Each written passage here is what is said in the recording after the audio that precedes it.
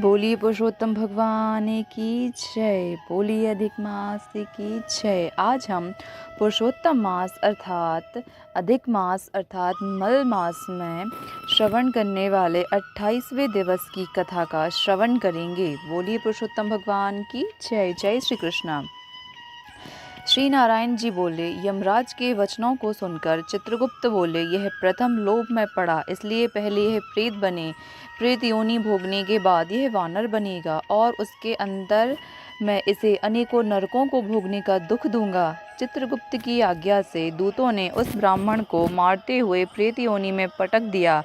वह ब्राह्मण प्रेत होकर उस वन में, जिसमें फल भी नहीं थे, रहने लगा। उस भयानक वन में भूख के कारण, प्यास के कारण वह व्याकुल प्रेम को घूमते हुए बहुत समय बीत गया। प्रेत योनि के अनेकों दुख भोगने के बाद चोरी के अपराध से बंदर योनि में उसका जन्म हुआ। बंदर के रूप में जन्म लेकर वह जम्बूखंड के कालंजर पर्वत पर घने फल फूलाहार वृक्षों एवं शीतल जल के सरोवरों से युक्त मनोहर स्थान में विचरण करने लगा। वहाँ देवराज इंद्र का बनवाया हुआ पापनाशक एवं पुण्यवर्धक एक अनुपम सरोवर था। उसे मृगतीर्थ कहते थे। देव दुर्लभ उस तीर्थ में श्राद्ध करने से पितृगणों की सद्गति होती है। अति प्राचीन काल में इस स्थान पर दैत्यों से डरे हुए देवता पशुओं के रूप में रहकर इस कुंड में आनंद से स्नान करने लगे। इससे इसे मृगतीर्थ कहा जाने लगा। वह कृपण विप्र वानर शरीर पाकर इसी तीर्थ में रह रहा था।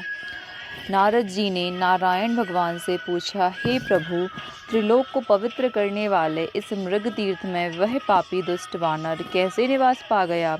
इसका रहस्य जानने की मेरी बहुत अभिलाषा है। नारद जी की यह वचन सुनकर भगवान श्री नारायण जी ने कहा, हे नारद, पूर्व समय में चित्रकुंडल नाम का एक वैश्य था।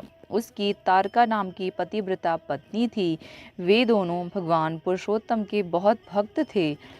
उन्होंने भगवान पुरुषोत्तम का महीने भर व्रत किया। चित्रकुंडल ने स्त्री के साथ प्रसन्नतापूर्वक व्रत की समाप्ति की और श्रद्धापूर्वक उद्यापन की विधि को संपन्न किया। उसने उद्यापन कराया। पूजा करने के बाद वेद वेदांगों को जानने वाले ब्राह्मणों को उनकी पत्नी के साथ बुलाकर पूर्ण रूप से श्रद्धा से उद्यापन करवाया। हे नारद, पैसों का लोभी वह कंजूस ब्राह्मण चित्रशर्मा भी वहां पहुंचा। उद्यापन विधि पूरी हो जाने पर चित्रकुंडल ने सपत्नीक ब्राह्मणों को खूब दान दक्षिणा देकर प्रसन्न किया। सभी ब्राह्मण दक्षिणा लेकर प्रसन्न मन से घर को चले गए, किंतु वह लोभी ब्राह्मण ठहरा रहा। वह रोता हुआ आगे बढ़कर विनय पूर्वक गदगद कंठ से बोला, हे वैश्यगण, हे वैश्य श्रेष्ठ चित्रकुंडल, यह पुरुषोत्तम मास धन्य है, जिसकी सेवा करने से इस लोक तथा परलोक के सुखों की प्राप्ति होती है। आप भगवत भक्त हैं। आपने विधि पूर्वक भली भांति पुरुषोत्तम भगवान का व्रत संपन्न किया है और ब्राह्मणों को बड़ी प्रसन्नता के साथ खूब दान दक्षिणा दिया है, किंतु मुझे भाग्यहीन को क्यों कुछ नहीं दिया? चित्रशर्मा के इस प्रकार के कहने पर वह वैश्य चित्रकुंडल ने इस कंजूस को भी बहुत सा धन दे दिया। कृपण ब्राह्मण करदय ने उस धन को धरती में गाड़ दिया और वहां रहकर श्री भगवान पुरुषोत्तम की पूजा को देखता रहा। श्री नारायण जी आगे बताते हैं, हे नारद, उस कंजूस द्वारा भगवान पुरुषोत्तम की पूजा को देखने एवं स्तुति सुनने के पुण्य से, चाहे वह धन के लोभ से की थी, वानर रूप से उसका जन्म मृगतीर्थ में हुआ। हे द्विजों, जो मनुष्य भगवान पुरुषोत्तम देव का आदर पूर्वक श्रद्धा के साथ दर्शन करते हैं, स्तुति करते हैं, उनके पुण्यों को ब्रह्मा जी भी पूर्ण रूप से कहने में समर्थ नहीं हैं। आगे की कथा सुनाते हुए भगवान श्री नारायण जी ने कहा, उस लोभी और विश्वासघाती ब्राह्मण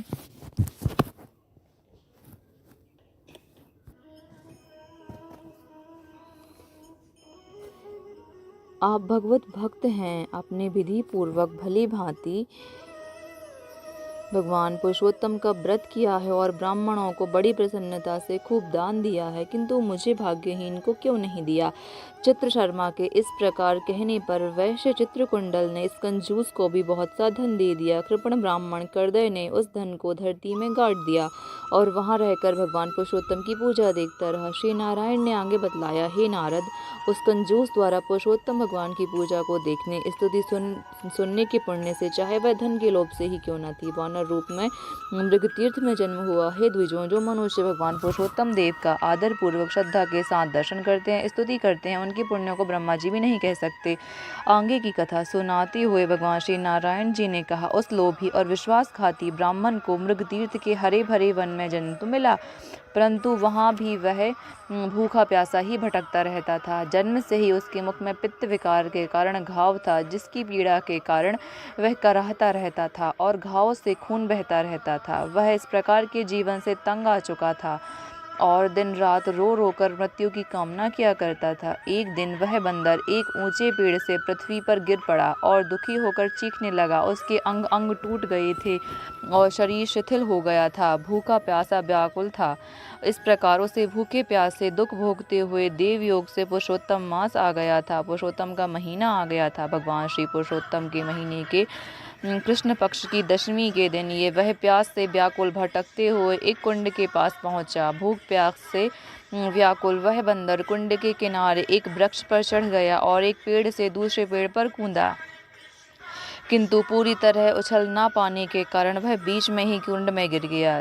बहुत दिन से भूखा रहने के कारण उसकी शक्ति क्षीण हो चुकी थी, अतः निर्बलता के कारण उस कुंड से निकलना दुर्लभ हो गया था। वह 4 दिन कुंड में पड़ा रहा और 5वें दिन उसके प्राण निकल गए।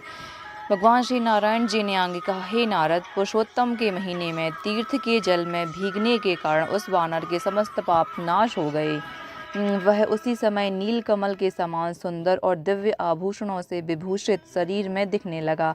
उसी समय एक विमान जिसमें भगवान के पार्षद बैठे थे वहां आकाश से उतरे। यह देखकर वह दिव्य देहधारी वानर अत्यंत आश्चर्य करने लगा कि कहाँ तो मेरे जैसा पापी और कहाँ ये सुख। यह सुख तो किसी महान पुण्यात्मा के लिए है।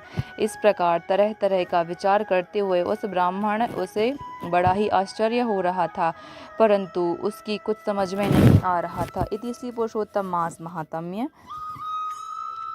कपिजमानी विमानागमन नामक 8वां अध्याय समाप्त। बोलिए पुरुषोत्तम भगवान की जय।